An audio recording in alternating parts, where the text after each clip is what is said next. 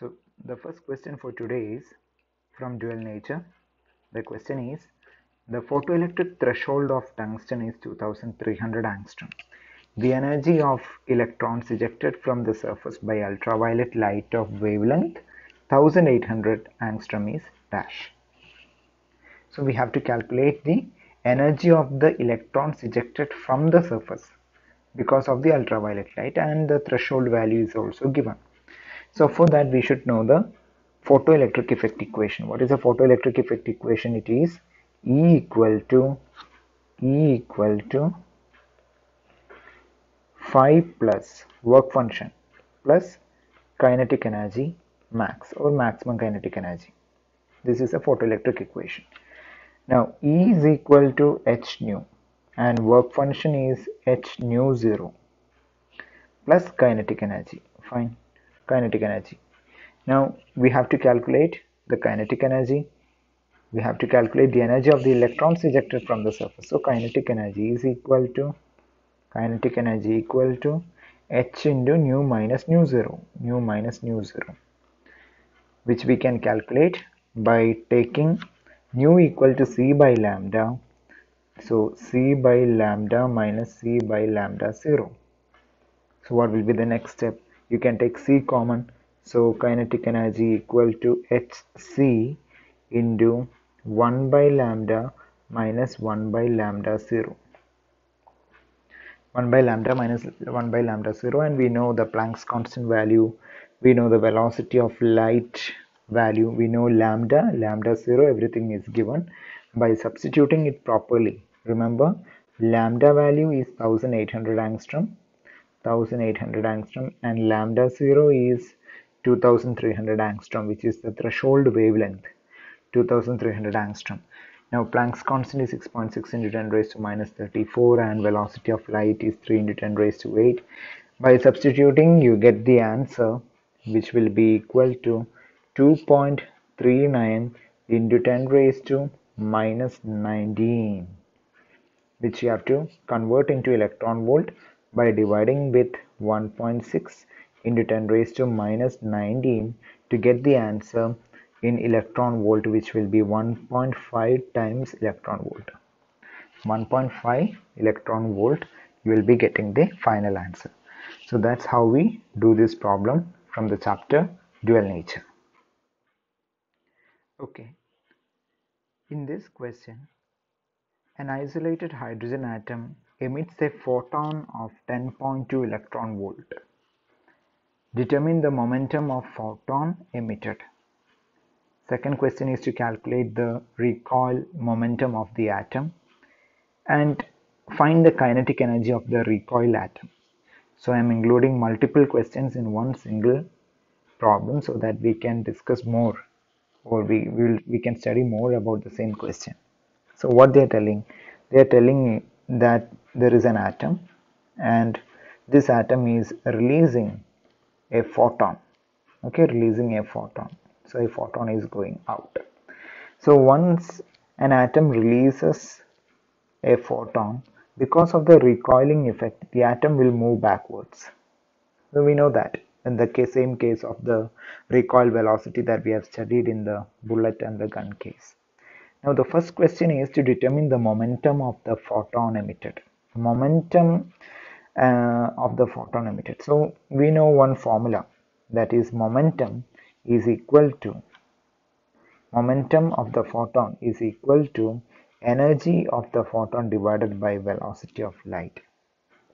Okay, this formula you should know, that momentum of a photon is equal to energy of the photon divided by velocity of light. What is the energy of the photon? Energy of photon is 10.2 electron volt, which you have to convert. So that will be into 1.6 into 10 raised to minus 19. You have to multiply with the factor 1.6 into 10 raised to minus 19, and you have to divide with 3 into 10 raised to 8. The value you are going to get is 5.44 into 10 raised to minus 27 kilogram meter per second. Okay, that's the first part of the question. We have to calculate the momentum. The second part of the question is to calculate the recoil momentum of the atom. We know that momentum will be always conserved. Momentum will be always conserved. Momentum will be always conserved, and because of that, the recoil momentum will be equal to the momentum of the photon, which means the answer is this itself. The previous value what we got will be the same recoil momentum of the atom also. Okay, so then comes the third question. What is the third question saying? We have to calculate the kinetic energy of the recoil atom. What is the kinetic energy of the recoil atom? So we should know the formula between kinetic energy and momentum. We know kinetic energy is equal to half mv square, correct? Now if you multiply and divide with mass, you get half m square v square by m, which is p square by 2m. So the question is to calculate the kinetic energy of the recoil atom. We know that the momentum of the atom is same as that of the photon, and that value is 5.44 into 10 to the power minus 27. The square of it, okay, the square of it divided by 2 times the mass of the atom, 1.67 into 10 to the power minus 27 is the mass of the hydrogen atom. So you might have a doubt that since the photon is released from the atom, whether there should be a decrease in the mass. No. Why? Because photon is having zero mass. Photon is having zero rest mass. So we don't have to consider the mass of the photon into the hydrogen atom. You don't have to reduce it. Nothing you have to do. You have to simply substitute the mass of the hydrogen atom here, and you get the answer. Which will be equal to 8.86 into 10 to the power minus 27 joules. This is the final answer you will be getting for this problem. Okay, so this problem actually atom absorbed energy, released energy. While releasing, the atom is moved back because of the recoiling effect, and we calculated the other parameters. Okay, so this is once again a question from dual nature. We have to calculate the possible velocity of a photoelectron if the work function of the target material is 1.24 electron volt and the wavelength of the light is 4.36 into 10 to the power minus 7 meter. What retarding potential is necessary to stop the emission of electrons? So two questions they have asked. One is the velocity of a photoelectron. Second, we have to calculate the retarding potential. So once again, what we have to do is that we have to write the equation for photoelectric equation. H nu equal to 5 plus kinetic energy max. This is the equation for the photoelectric effect. The first thing we have to do is we have to substitute half mv square for this kinetic energy, half mv square, and remember velocity is maximum velocity, and we have to calculate the maximum velocity. So how will we calculate? From this equation we have to calculate the velocity v max will be equal to, by solving this equation you get root of, okay, 2 times, that you can do yourself, and I'm writing the direct formula, hc by lambda minus phi, okay, divided by m. So this comes from this equation. Okay, you can just solve it out. Now let's substitute values. What all values we have to substitute? H equal to 6.6 into 10 to the power minus 34. Planck's constant value you have to substitute. C equal to 3 into 10 to the power 8 you have to substitute. Lambda wavelength, which is given in the question, which is 4.36 into 10 to the power minus 7 you have to substitute. Work function you have to substitute, be careful, 1.24 electron volt, so into 1.6 into 10 raised to minus 19 you have to substitute. Then mass of the electron you have to substitute, which is 9.1 into 10 raised to minus 31. Okay, once you substitute all this, you get the value of the velocity, which will be equal to 7.52 into 10 to the power 5 meter per second. So that's the first part. We got the velocity. The next part is to calculate the retarding potential.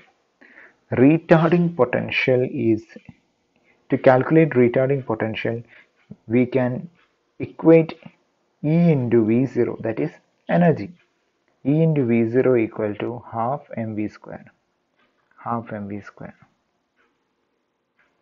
Okay, so kinetic energy you can substitute in two ways, either in terms of retarding potential, which is E into V0, or you can substitute half mv square.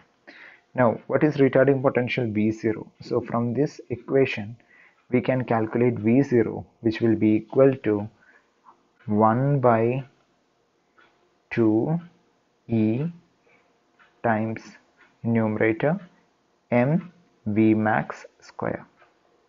Now we know the value of V max, we know the value of mass of the electron, we know the value of E, all these things we know. So from that you can calculate the stopping potential. Okay, so that is how we can calculate, that's how we solve this problem, and the value you will be getting is approximately, stopping potential will be equal to 1.6 volt. Okay, that's how we do this problem. Okay, in this question, it's actually a big question, so let's see how to solve this question. The question is divided into 4 parts. Okay, now I have taken this question so that you can study many things from one single question. A single electron orbits around a stationary nucleus of charge plus set E, where Z is a constant and E is the magnitude of electronic charge or electric charge. It requires 47.2 electron volt to excite the electron from the second orbit to third orbit. Okay, second orbit to third orbit. Find the value of Z. Okay, find the value of Z. That's the first question. So let's do it slowly. Let's take the first question and let's solve that first. So we should know the equation for the energy which is required to excite the electron from one state to another state. What is the formula for that? The formula for that is E N2, that means energy in the second excited state minus energy in the first excited state is equal to Z square times 13.6 into 1 by N1 square minus 1 by N2 square. This is the main formula. Okay, our aim is to calculate Z. They have given clearly that the energy is 47.2 electron volt. 47.2 electron volt, which will be equal to Z square into 13.6 into 1 by N1 square minus 1 by N2 square. This time you don't have to convert this 47.2 electron volt because the equation itself is in electron volt terms. So 13.6 electron volt, here there is an electron volt, will get cancelled. So you don't have to bother about conversion. Now 1 by N1 square, from which state it is jumping to the third state? It is jumping from the second excited state to the third state. So 1 by 2 square minus 1 by 3 square. By 2 square minus 1 by 3 square. Okay, now you get the answer for that, which will be 25, because what we are going to calculate is Z square. You will get 25, from which you can calculate the value of Z, which will be equal to 5. Z will be equal to 5. So that's the first part of the question. We calculated the atomic number. Now let's see the second part of the question. So first part is completed. Second part is the energy required to excite the electron from the third to the fourth Bohr orbit. Okay, now you already know the atomic number. So we need to calculate the energy to excite the electron from the third orbit to the fourth orbit. So the second part of the equation, we have to calculate the energy from third to the fourth. So E4 minus E3 I can write, which will be equal to 25, that is 5 into 5 into 13.6 into 1 by 3 square minus 1 by 4 square. Third to fourth orbit, right? Yes. So this time you get an answer in electron volt, which will be equal to 16.53 electron volt. 16.53 electron volt you will be getting the answer. So that's how we do the second part of the question. Now, how will we do the third part of the question? What is the third part? The wavelength of the electronic radiation required to remove the electron from the first Bohr orbit to infinity. That's the third part of the question. So let me write here the third part. Okay, we have to calculate the wavelength. So for that, what I'm going to do is energy, okay, from infinity minus third orbit, which will be equal to 13.6 times z square, which will be 25 into 1 by infinity square minus 1 by, it will be which orbit it is asked. It is asked the third orbit, correct? Let me check the question again. To remove the electron from the first Bohr orbit, sorry, they have asked first Bohr orbit. So let me make the correction over here. First Bohr orbit, 1 by infinity square minus 1 by 1 square. So the answer for this question number 3, will be, we have to calculate the wavelength, right? So this answer you will get 340 electron volt. Now the next step is to calculate the wavelength. So how to calculate the wavelength? Wavelength can be calculated from a formula. In order to calculate the wavelength of radiation, we can use the Bohr's frequency relation. And we can equate that Bohr's frequency relation, HF equal to Hc by lambda. That is H nu equal to Hc by lambda, which will be equal to, what is this H nu? That is energy. That energy we already got the value. The question is to calculate the wavelength only, correct? So here we have got the value as 340 electron volt, but this time we have to convert into joule, which is 1.6 into 10 raised to minus 19. That's important, because here it is in electron volt, we are going to calculate wavelength. So here we need to convert it.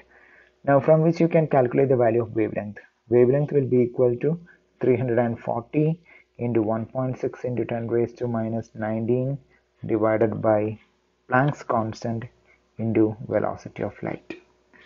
The answer what you are going to get for the third part of the question, which is the wavelength, you get a value approximately 36.4 angstrom. Okay, that's how you want to calculate the wavelength. Then comes the fourth part of the question. You have to find the kinetic energy, potential energy, angular momentum of the electron in the first Bohr orbit. The fourth question itself, 3 sub-questions are there.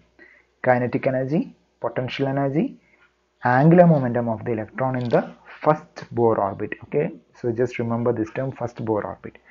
So what will be the kinetic energy? How to calculate the kinetic energy? Kinetic energy can be calculated by using the equation, not half mv square, because half mv is by getting the formula half mv square here we don't have much use. So remember this formula, kinetic energy is equal to the formula which we have studied many times in the chapter atoms. It is 13.6 z square by n square electron volt. This is the formula for kinetic energy. Always remember this. So we also have to calculate potential energy. So the formula for potential energy in atoms, it is minus 27.2 z square by n square electron volt. These are the shortened formula which you should always remember. And angular momentum, how can you calculate angular momentum? We know that it is mvr equal to nh by 2 pi. This is what we used to calculate for angular momentum. Angular momentum L equal to mvr equal to nh by 2 pi. Now we know the value of z, which is phi. So kinetic energy will be equal to 13.625 divided by n is the first Bohr orbit they have asked. So 1 square electron volt. That gives the kinetic energy value approximately 543, okay, into 10 raised to minus 19 joules you will get for kinetic energy. Potential energy you substitute minus 27.2 into 25 divided by n square is 1 square electron volt, which you can convert into joule, which you have to convert into joule by multiplying with the factor.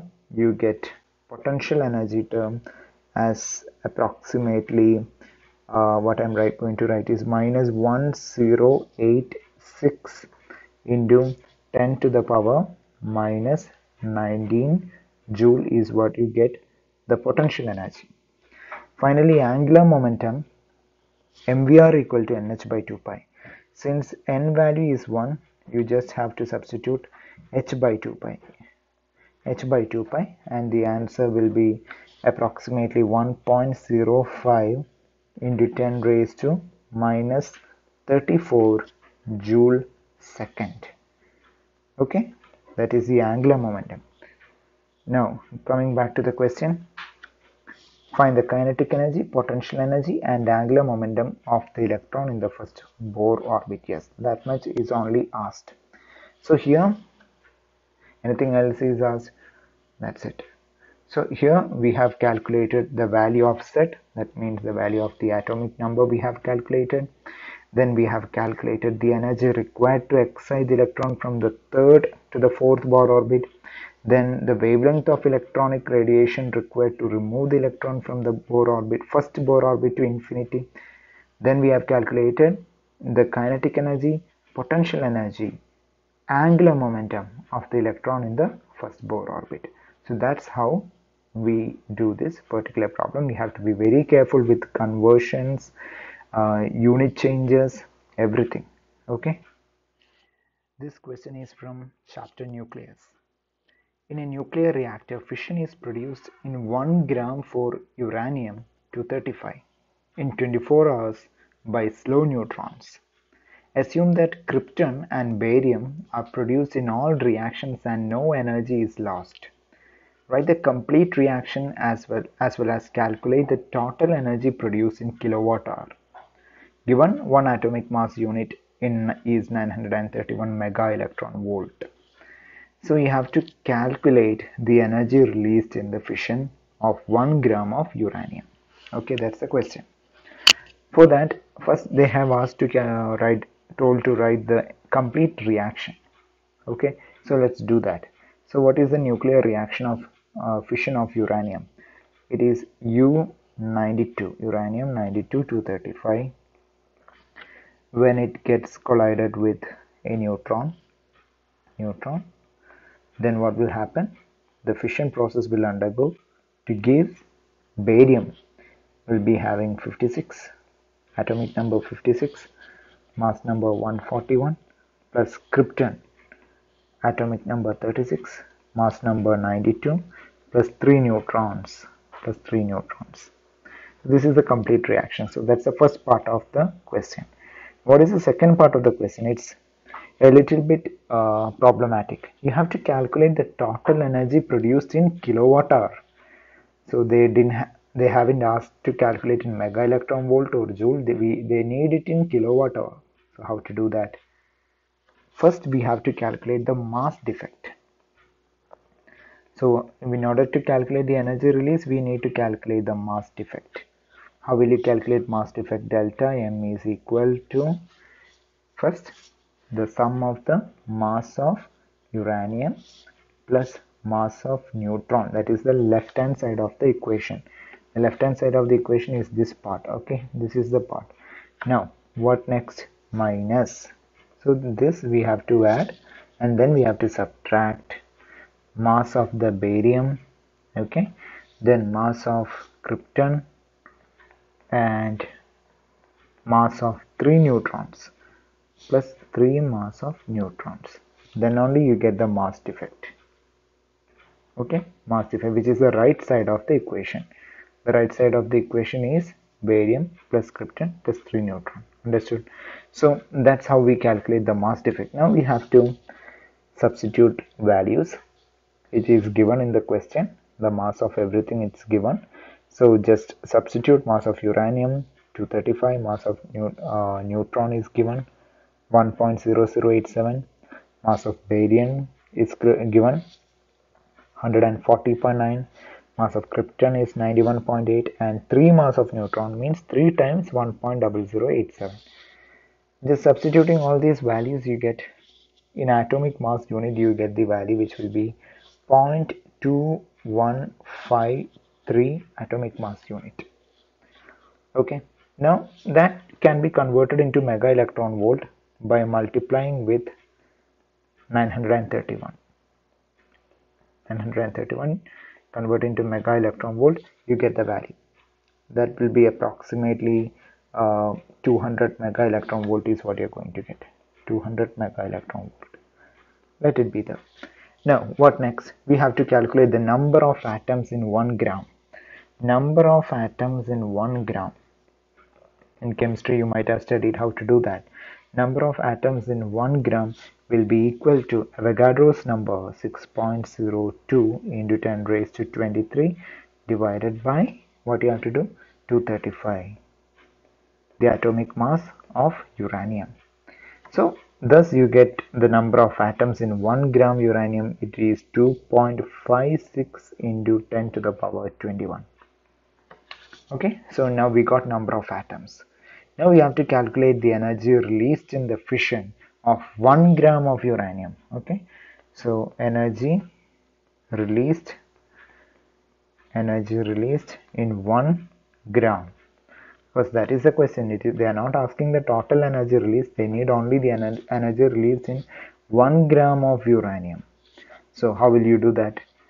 We know that it is 200 mega electron volt on one side, so 200 mega electron volt. Now on the other side we have 2.56 into 10 raised to 21 atoms. So one atom will release 200 mega electron volts. So 2.56 into 10 raised to 21 atoms release this much amount of energy. That will be a value which will be equal to 5.12 into 10 to the power 23 mega electron volt. Okay, so these many atoms can release this much amount of energy. Now what is the next step? We have to convert into kilowatt hour. For that, first we will convert into joule. That is 5.12 into 10 raised to 23. Mega means into 10 raised to 6. Electron volt means 1.6 into 10 raised to minus 19. That much joules. Okay, that you will get nearly 8.2 into 10 raised to 10 joules. 8.2 into 10 raised to 10 joules you will be getting. Now the final step, which is you have to convert into kilowatt hour. How will you do that? 8.2 into 10 raised to 10 divided by 3.6. How will you convert into kilowatt hour? By dividing with 3.6 into 10 raised to 6, and the answer you will get in kilowatt hour, which will be equal to 2.28 into 10 to the power 4 kilowatt hour. 2.28 into 10 raised to 4 kilowatt hour. So there are so many unit conversions which we have to be very careful. There are so many calculations we have to do in this question. Now you might be thinking whether these kind of questions will come for NEET exam. The thing is, you can't expect a complete question like this, but this question itself contains so many other questions. 3 to 4 questions are included in this one single question, and that's why we are learning all this, so that it will be helpful for NEET. So once you know the conversions, once you know the method to jump from one step to the other, it will be very easy for you to remember to the method of solving during NEET exam. So here also the reaction, the complete reaction is very important. Don't forget it. In order to solve this problem, you should know the reaction. Okay. Okay, this is a question from nucleus. In this question, a count rate meter, okay, whatever be the meter, just focus the question, is used to measure the activity of a given sample. At one instant, the meter shows 4,750 counts per minute. 5 minutes later, it shows 2,700 counts per minute. Find the decay constant. Also find the half-life of the sample. Okay, so we have to find two things. One is decay constant lambda, and the other is the half-life period. So let's take the initial activity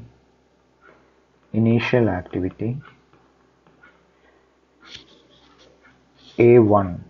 Initial activity, let's write it as A1 is equal to minus dN by dt at t equal to 0 be lambda times n0, which is given as 4,750.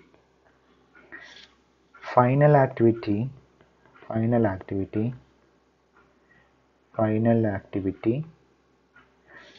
let me take it as A2, which is equal to minus dN by dt at t equal to 5, which will be equal to lambda n is 2,700. Now dividing these two equations, what will you get? You get lambda n0 by lambda times n equal to 4,750 divided by 2,700, from which you get n0 by n. Okay, now we know that the decay constant formula, what is decay constant formula? Lambda equal to 2.303 by t log, okay, n0 by n. Now we know log n0, we know n0 by n value. Substituting everything, you get the answer 2.303 by 5 log n0 by n. It is 4,750 divided by 2,700. You get the final answer as 0.113 per minute. 0.113 per minute. Okay, so that is the decay constant value. Now they have asked to calculate the half-life period also. So half-life of the sample is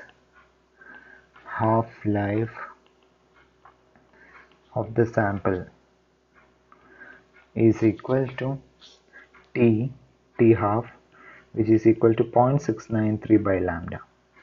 T half is equal to 0.693 by lambda. Substituting the value for lambda, which we have calculated right now, you get 6.14 per minute. 6.14 per minute. So this is how we have to calculate this for this problem. So in this question, initially we calculated the ratio, then we calculated the decay constant, and then we found the half-life period. Okay. In this question, which is from semiconductors, a potential barrier of 0.5 volt exists across a p-n junction. If the depletion layer is 5 into 10 raised to minus 7 meter, what is the intensity of the electric field in this region? That's the first question. The second part, an electron with a speed of 5 into 10 raised to 5 meter per second approaches the p-n junction from the n side. With what speed will it enter the p side? So they have given that this potential barrier is of 0.5 volt and its length is given, which is 5 into 10 raised to minus 7 meter. The length of the potential barrier is given. Now two questions are asked. What is the intensity of the electric field? We know that intensity of electric field is equal to V by L. Okay, that is the potential whatever the barrier voltage divided by the length of the depletion region. So simply by substituting that we get the answer immediately, which is 0.5 volt divided by length is 5 into 10 raised to minus 7 meter, and you get the answer 10 raised to 6 volt per meter. 10 raised to 6 volt per meter you will be getting. Fine. Second part of the question is, an electron with a speed approaches the p-n junction from the n side. If so, what is the speed which is entering to the p side? At what speed it is entering to the p side? We know the work energy theorem. Work energy theorem. What is the formula for work energy theorem? Work energy theorem states that change in kinetic energy is equal to work done. Change in kinetic energy equal to work done. Now, change in kinetic energy, let's write it as half mv square. What is the work done by the electron to reach the p side? It has the, let me write it as EV. EV. Okay, that is the amount of work done by the electron against the potential barrier. The work is doing against the potential barrier. Understood?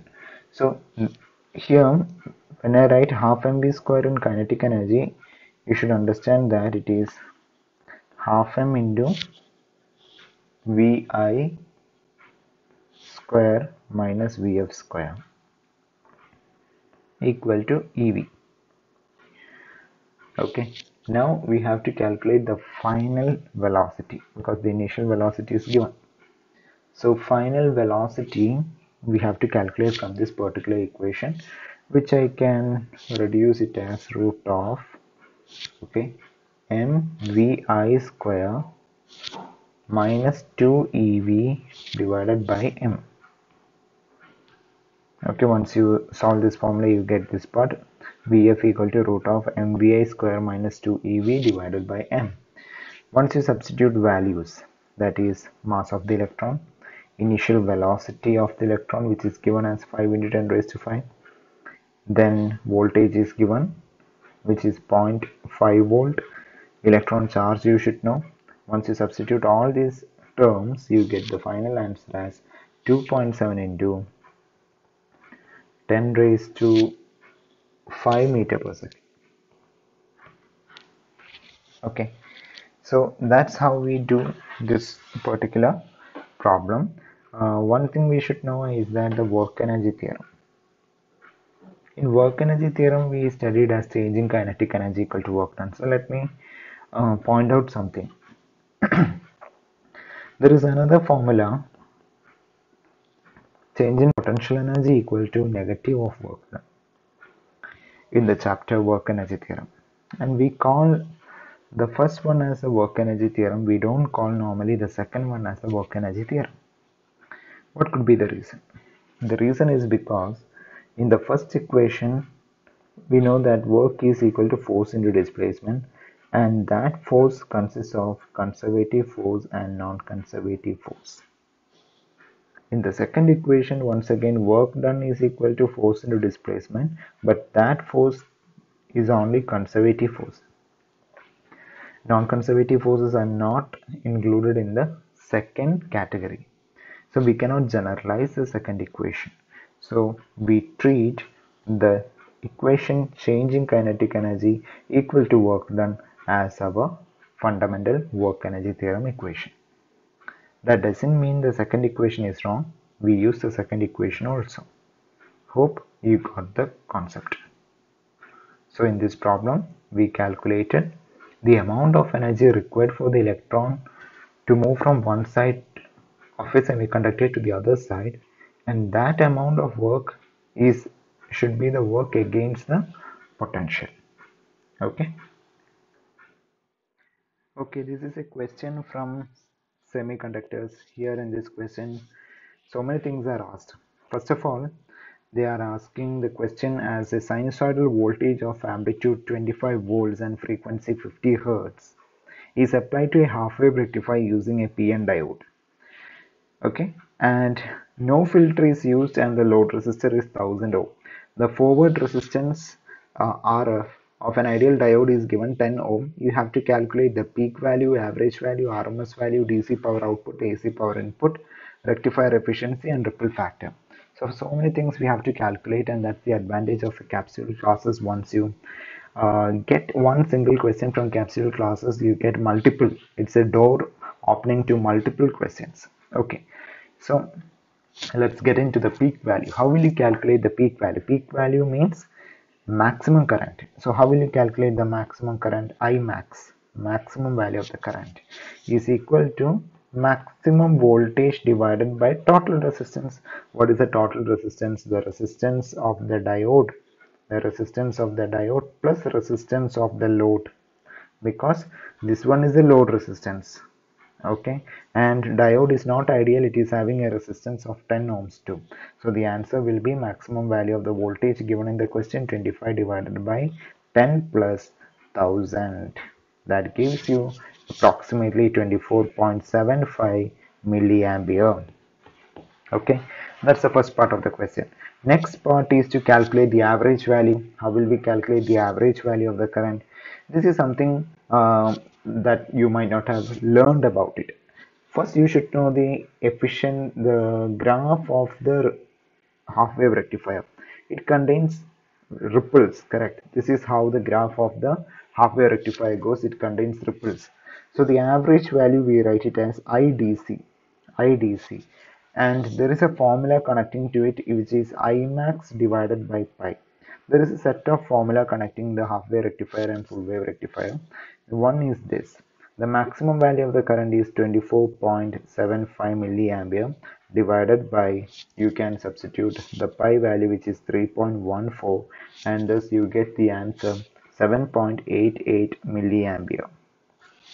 7.88 milliampere. So that's the average value of the circuit, of the current. Now, once we go to calculate the RMS value of the current, what is IRMS? There is a formula for IRMS also, which is equal to Im by 2. Remember, all these formula you can use for half wave rectifier only. Half wave rectifier only, which means we have another formula for full wave rectifier as well as bridge rectifier, which you should study. So RMS value of the current is equal to maximum value of the current divided by 2. That brings 24.75 divided by 2, which gives 12.38 milliampere as the RMS value of the current. If you have any doubt in this particular topic, you can take the crash for this particular topic alone. Okay, crash class for this particular topic alone. I'll teach you how to do these problems regarding rectifiers, regarding transistors, regarding amplifiers, etc. Okay, whatever. The next part of the question is to calculate, what is the next question? DC power output. How will we calculate the DC power output? So DC power output, let me write it as PDC, and that is equal to IDC square times the load resistance alone. You should not take the resistance of the diode. We have to take only the load resistance of the diode, which will be equal to 7.88 into 10 raised to minus 3, which is the DC current into load resistance is what? Load resistance is 1000 ohm. 1000. So IDC square is there, so square is there, fine. Now you get the answer 62 milliwatts on an average. 62 milliwatts on an average. Why we are taking the load resistance around? Because we are taking the power across the load resistance. Here we are taking the power, correct, output power, so we don't have to consider the diode. Next question is to calculate the AC power input. Let's calculate the AC power input. What is that? AC power input. AC power input, when we find it out, the current you have to take is IRMS. IRMS current. IRMS square times, now we have to treat both the resistance RF and RL, because that is the power which is being supplied. So we have to calculate the RMS value of the current and load resistance as well as the diode resistance, which will be equal to 12.38 into 10 raised to minus 3 square into RF plus RL, and thus you get 155 milliwatts. 155 milliwatts. Okay, that's how we calculate the average power input. Okay, that's the AC power input, fine. Then we have to calculate the rectifier efficiency and ripple factor. Let's focus on rectifier efficiency. What is efficiency? Efficiency equal to output by input. We know that. Which output? Output is only one output, which is DC power output. What is the input? Which is the AC power input. We got DC power output as 62 milliwatts and AC power input as 155 milliwatts. We have to multiply with 100 to get it in efficiency term. Correct, in percentage term we have to multiply with 100, and that value you get nearly 40 percentage. 40 percentage will be the efficiency of this half wave rectifier, which is much low than full wave rectifier. Okay, then comes the part which is the ripple factor. How will you calculate the ripple factor? Ripple factor. Ripple factor can be calculated by root of IRMS square divided by IDC square minus 1. This is the formula for the ripple factor. That is the amount of ripples inside this particular output. How much amount of ripples? Ripples means harmonic disturbances, noise, you can say different words for that. How much amount of ripples are there inside this output? What is the output? Don't forget the output waveform. This is the output, and there is no filter also. If there is filter, we know that how the graph will change. How the graph will change if there is a filter. There is a charging, there is a discharging. There is a charging and there is a discharging due to capacitor. That's how the graph will change if there is a filter, and the entire formula structure itself will change if there is a filter. You don't have to study that part anyway. So IRMS 12.38 square divided by IDC value is 7.88 square minus 1. Okay, that gives you the ripple factor up to 1.21. This is a fixed value. For normally almost all half-wave rectifiers, you get the ripple factor as 1.21. So at least nearby that value, you should get the ripple factor. So that's how we calculated all these things. Just go through that. We calculate the maximum current. We calculated the average current, RMS current, how to calculate the DC power output, AC power input, rectifier efficiency, ripple factor.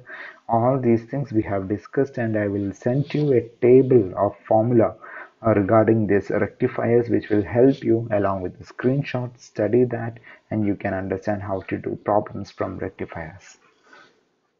Okay, the final question for the day is from logic gates, and this might be the easiest part for you, I guess.